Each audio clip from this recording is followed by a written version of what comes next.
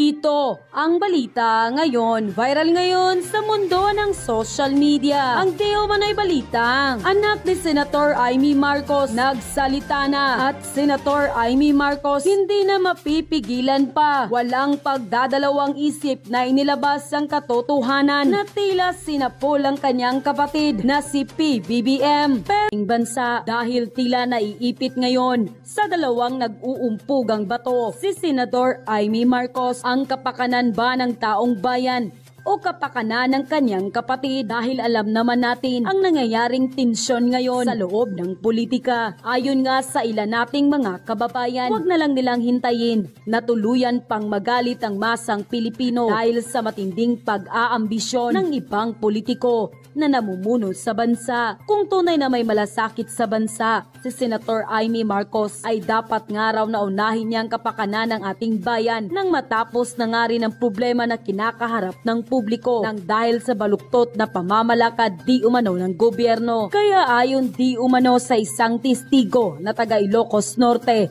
na malapit sa Marcos family, lalong-lalo na sa pamilya ni Senator Amy Marcos, na isa di umano sa mga anak ni Senator Amy Marcos ang matapang na naghayag at nagsalita na para sa bayan. Do it for the sake of Grandpa Marcos Sr. Save the people and the country.